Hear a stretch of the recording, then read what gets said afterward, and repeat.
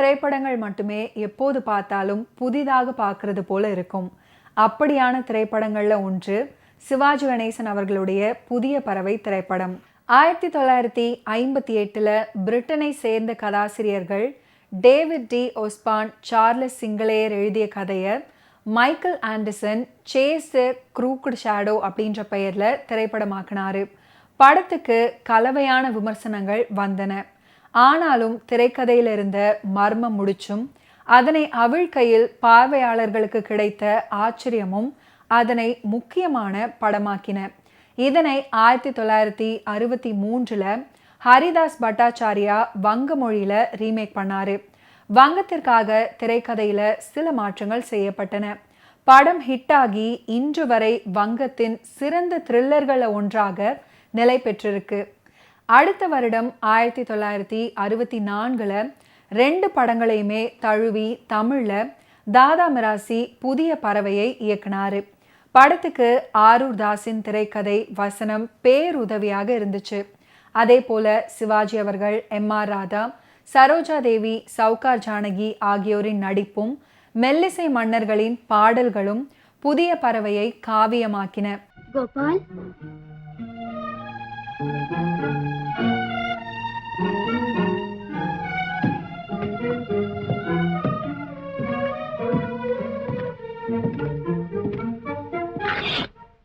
இன்னைக்கு பூரா நீங்க சாப்பிடவே இல்லை.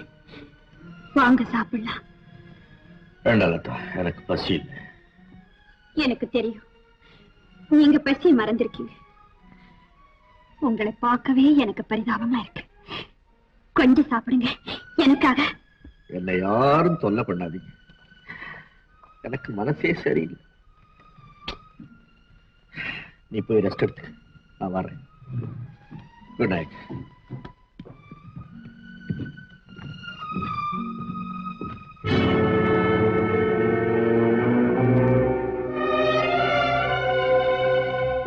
தன்னுடைய வலையில சிக்க வைக்க அவ எப்படி நடிக்கிறாளோ அதே மாதிரி அவளை உன்னுடைய பிடியில சிக்க வைக்க நீயும் நடிக்கணும். கோபால், கைரேக கவனம் ஞாபகம் இருக்கட்டும். சித்ரா, சித்ரா, இன்னொரு மலர் மேல ஏற்பட்ட மோகத்தினால உன் மனம் மோகும்படியா நடந்துட்டேன். என்ன மன்னிச்சிரு, என்ன மன்னிச்சிரு. அப்படி சொல்லாதீங்க. வெறுத்தாலும் விரட்டினாலும் நீங்க என் கணவர், நான் உங்க மனைவி. அந்த உறவு அத்து போயிடுமா? இந்தாங்க, பால் சாப்பிடுங்க. அதுக்கு என்ன அவசரம்? நான் அப்புறம் சாப்பிடுறேன். நீ போய் ரெஸ்ட் எடுத்து. இல்ல, நான் போயிட்டா நீங்க சாப்பிடாம தூங்கிடுவீங்க. கண்டிப்பா சாப்பிடுறேன். நீ போய் ரெஸ்ட். இப்ப சாப்பிடுங்களேன். நான் அப்புறம் சாப்பிடுறேன். முழு சாவகாசம். கண்டிப்பா சாப்பிடுங்க. Okay okay okay okay.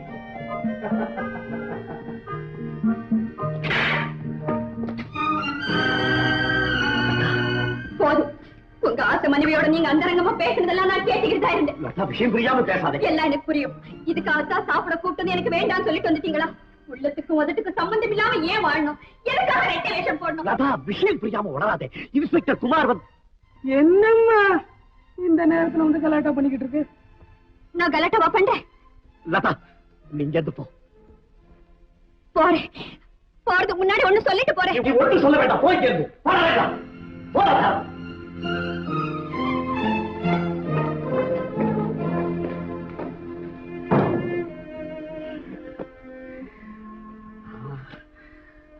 நிலைமை உனக்கு எப்படி விளங்க வச்சிருக்குன்னு எனக்கு புரியலையே. டேய் ரங்கா, ஏன் எடுத்துட்டு போறேன்? இல்ல மாப்பிள்ள, பால் ஆறி போச்சு, உங்க உடம்புக்கு ஒத்துக்காது. கட்ட கொண்டாங்க. வேண்டாம் மாப்பிள்ள, கொண்டாக்க. ஆறுறத சாப்பிடக்கூடாது. எனக்கு பிடிக்க கொண்டா, உடம்புக்கு கருதல் கொண்டா. ரயில பார்த்தா சிவாஜி அவர்களுக்கு ஏதோ ஆவதை பார்க்குறாங்க சரோஜா தேவி. காரணம் கேட்கும்போது தனது மனைவி ரயில் அடிபட்டு இறந்து விட்டதால அப்படி ஏற்படுகிறது அப்படின்னு சொல்றாரு சிவாஜி அவர்கள். அதை நம்பும் அவருக்கு சிவாஜி அவர்களுடன் நிச்சயதார்த்தம் நடக்க இருக்கும். ஒரு கட்டத்துல சரோஜா தேவி அவர்கள் கிட்ட உண்மையை சொல்ல வேண்டிய கட்டாயம் சிவாஜி அவர்களுக்கு. சிங்கப்பூர்ல இரவு விடுதியில் பாடகி சித்ராவை பார்க்கிறாரு சிவாஜி அவர்கள். தாயை இழந்து தவித்து வரும் நிலையில் சவுகார் ஜானகி அவர்களுடைய பாடல் இதம் தருகிறது. அதுக்கப்புறம் 2 பேரும் பதிவு திருமணம் பண்ணிக்கிறாங்க. This Chitra, Malaya's #1 singer and dancer, Mr. Gopal, a multi-millionaire. Pleased to meet you. So am I. And now if you two will excuse me. என்ன சாப்பிடுறீங்க? நீங்க? காஃபி. Coffee. போய் காஃபி.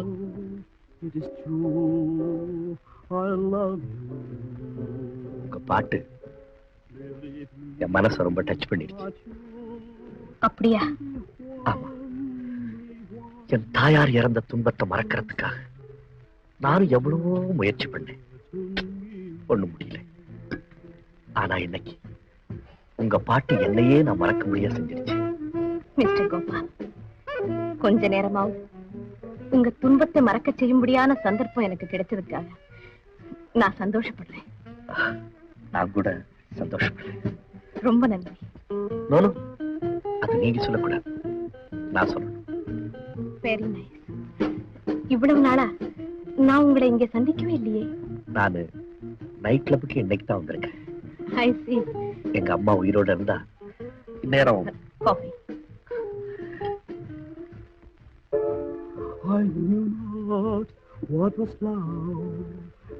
நீங்க எப்போ இங்கதான் இருப்பீங்களா?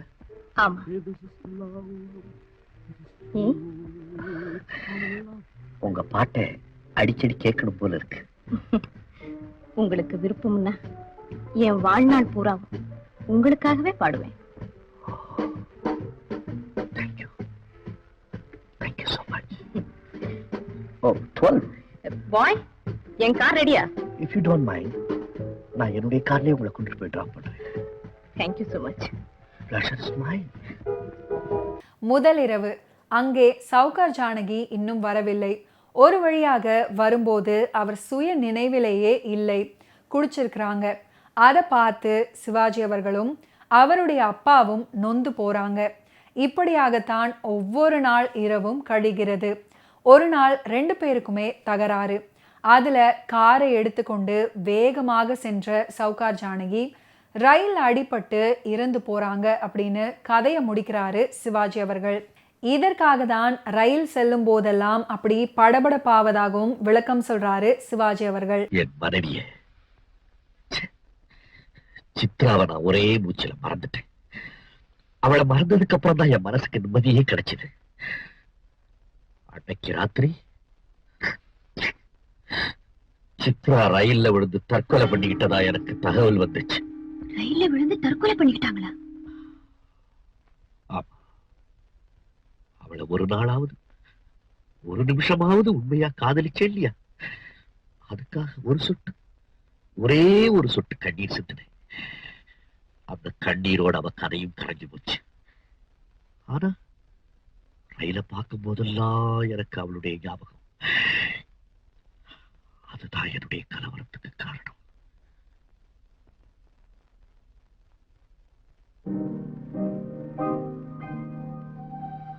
லதா, இதையெல்லாம் கேட்டதுக்கு அப்புறம் கூட என் முகத்தை உன்னால பார்க்க முடியுமா?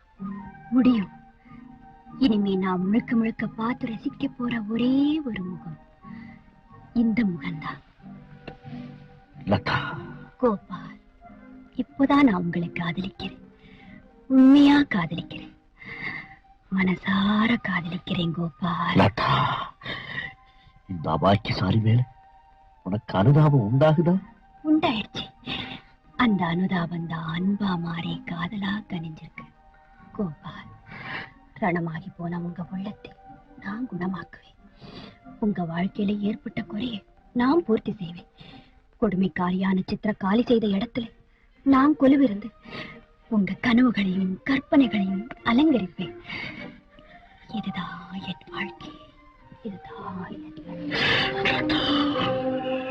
கோபாலுக்கும் லதாவுக்கும் திருமணம் செய்ய ஒப்புக்கொண்டு அதுக்கப்புறம் கோபாலின் மாளிகையில் நிச்சயதார்த்தம் நிகழ்ச்சி நடந்துட்டு இருக்கும்போது சித்ரா அப்படின்னு கூறிக்கொள்ளும் ஒரு பெண் தன் மாமா எம்.ஆர். ராதாவுடன் வராங்க. சவுகார் ஜானகி திடீரென வந்து நின்று முதல் மனைவி உயிரோடு இருக்கும்போது நீங்கள் எப்படி திருமணம் செய்யலாம் அப்படின்னு கேட்குறாங்க. அதிர்ச்சி அடையும் சிவாஜி அவர்கள் அவர் தன் மனைவி இல்லை அப்படின்னு சொல்றாரு. ஆதாரங்கள் சிவாஜி அவர்களுக்கு எதிராகவே இருக்கின்றன. சிங்கப்பூர்ல இருந்து வரும் சவுகார் ஜானகியின் சகோதரர் SV ராமதாசும் இவர்தான் என் தங்கை அப்படின்னு சொல்ல சிவாஜி அவர்களுக்கு மேலும் அதிர்ச்சி. அது நிரூபணமாகும் வரை அந்த வீட்டிலேயே இருப்பதாக முடிவு பண்ணப்படுது. சிவாஜி அவர்களுடைய நண்பரும் இன்ஸ்பெக்டருமான OAK தேவர் ஆறுதல் சொல்றாரு.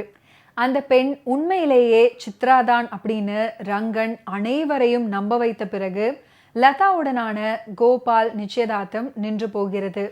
ஒரு பக்கம் முன்னாள் மனைவியான சவுகார் சிவாஜி அவர்களின் எல்லா விஷயங்களையும் அச்சரம் பிசகாமல் சொல்ல, இன்னொரு பக்கம் சரோஜா தேவி அவர்களை புறக்கணிக்கவும் முடியாமல் மனம் முடிக்கவும் முடியாமல் தத்தளிக்கிறாரு சிவாஜி அவர்கள். என்ன தெரியலையா? நான் தான் உங்க மனைவி சித்ரா. ஏதோ தெரியாதனமா செய்துட்டு என்ன மன்னிச்சுடுங்க. அன்னைக்கு நீங்க கோவமா பேசிட்டு போனதுக்கு அப்புறம் நைட் கிளப் போறது நான் அடியோட நிறுத்திட்டேன். உங்களை நான் எங்க எல்லாமோ தேடினேன். கடைசியில நீங்க இங்க இருக்கிற விஷயம் தெரிஞ்சு உங்களோட வாடுறதுக்காகத்தான் நான் வந்திருக்கேன். இப்போ நான் புது சித்ரா. அத்தா என்ன நம்புங்க. என்ன உணர் நான் குமார் நல்ல காரியத்தை தூண்டு இப்படி குழப்பத்தை உண்டாக்குறாளே. இவன் யாரு, இவனை என்ன செய்யறதுன்னு எனக்கு புரியலையே. ஐயா நிச்சயதார்த்தம் நின்னு போச்சு. நான்சென்ஸ். என்ன இது? இன்ஸ்பெக்டர் சார், ரொம்ப விஷயம் ரகசியமா பேச வேண்டியது இருக்கு. இவங்களெல்லாம் வச்சு பேசக்கூடாது. நீங்க எல்லாரும் சித்ராவுக்கும் கோபாலுக்கும் ரிஜிஸ்டர் ஆபீஸ்ல கல்யாண சர்டிபிகேட், பிரெண்ட்ஸுகள் எல்லாம் விருந்து கழிச்சிருக்கிற பத்திரிக்கை. ஐயா ரெண்டாவது சம்பந்தி ஆகணும்னு ஆசைப்பட்டவரை நீங்களும் பாருங்க. கோபால், ஏற்கனவே நீங்க கல்யாணம் ஆனவர? ஆமா ஆமா, இப்பவும் சொல்றேன், எப்பவும் சொல்றேன், என் மனைவி செத்துதான் போயிட்டான். அத்தா, உங்க கண்ணுக்கு முன்னால நான் உயிரோட நிக்கும் போது செத்து போயிட்டேன்னு சொல்றீங்களே, என்னத்தான் இது? குமார் நம்பாத, இது ஆள் மாறாட்டம். ஆள் மாறாட்டமா உங்க புத்தி மாறாட்டமா? கோபால் ரிஜிஸ்டர் கல்யாணம் பண்ணிக்கிட்டது உண்மை. அவர் மனைவி சித்ரா செத்து போனது உண்மை. ஏதோ நோக்கத்தோட யாரோ ஒரு பொண்ணு அழைச்சிட்டு வந்து இங்க மிரட்டுற, அது நடக்காது. மிரட்டுறனா? யாரோ ஒரு பொண்ணு கல்யாணம் ஆன உடனே பொண்ணு மாப்பிள்ளை எடுத்துக்கிட்ட போட்டோ.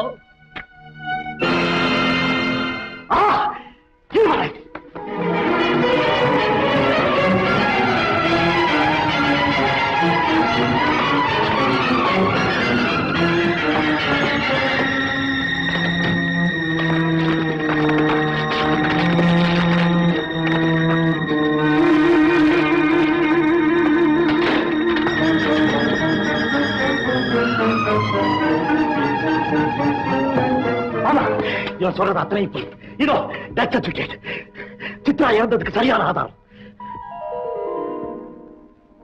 ஆமா, மரண பத்திரம் தான். யாரோ ஒரு பொண்ணு ரயில்ல விழுந்து செத்துட்டா அதுதான் என் பொண்டாட்டின்னு போய் சொல்லிக்கிட்டு இன்னொரு பொண்ணுடைய வாழ்க்கையை கெடுக்கிறது நியாயமா மாப்பிள்ள? இவன் ரொம்ப புத்திசாலியான ஒரு அயோக்கிய. என்னை பத்தி சிங்கப்பூர்ல எப்படியோ தகவல் தெரிஞ்சுக்கிட்டு வந்து இங்க நம்மள மிரட்டுவான். சத்தியமா சொல்றேன், அவன் என் சம்சாரம் கிடையாது. இதோ பார், நண்பங்கிற முறையில உங்கள்கிட்ட கேட்கிறேன், பொதுமக்களை பாதுகாக்கிற போலீஸ் இன்ஸ்பெக்டர்ங்கிற முறையில கேட்கிறேன். உடனே இவங்களை இங்க இருந்து வெளியேற்று. கோபால், நம்மளை விட அவங்க கிட்ட தான் ஆதாரம் நிறைய இருக்கு. சட்டப்படி அவங்க தான் நடவடிக்கை எடுக்கவோ இங்கிருந்து விரட்டவோ முடியாத நிலையில் இருக்கிறேன். அதனால தயவு செய்து நீ இப்ப கொஞ்சம் பொறுமையா இருக்கணும். இப்போதைக்கு அவங்க எங்கேயும் இருந்துட்டு போட்டோம். நாம் நல்லா யோசிச்சு ஒரு முடிவு செய்வோம். நீ ஒண்ணு கவலைப்படாத, நிம்மதியாயிரு, நான் பாத்துக்கிறேன். புதிய பறவை திரைப்படத்தில் இடம் பிடித்த மற்றும் ஒரு ஸ்பெஷலான பாடல் தான் உன்னை ஒன்று கேட்பேன் அப்படின்ற பாடல். இந்த பாடலையும் இசையரசி P. சுசிலா அவர்கள் ஃபென்டாஸ்டிக்காக பாடியிருப்பாங்க. 2வது முறையாக உன்னை ஒன்று கேட்பேன் பாடலை P. சுசிலா அவர்கள் ஒரு தாலாட்டு போல பாடியிருப்பாங்க.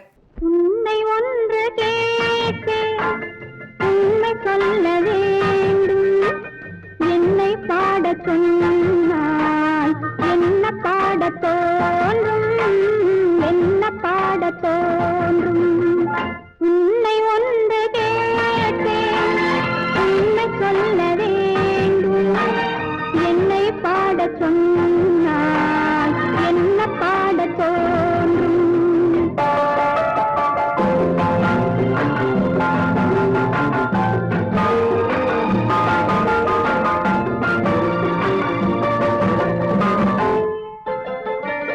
காதல் பாட்டு பாட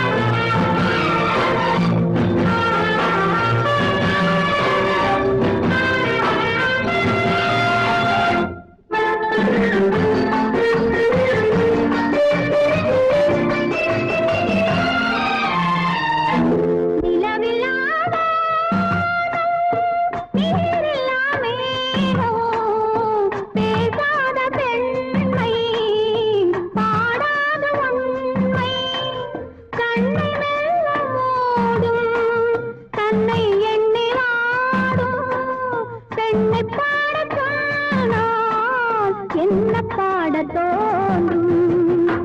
உன்னை ஒன்று கேட்பேன், உண்மை சொல்ல வேண்டும். என்னை பாடச் சொன்னால் என்ன பாடத் தோன்றும்?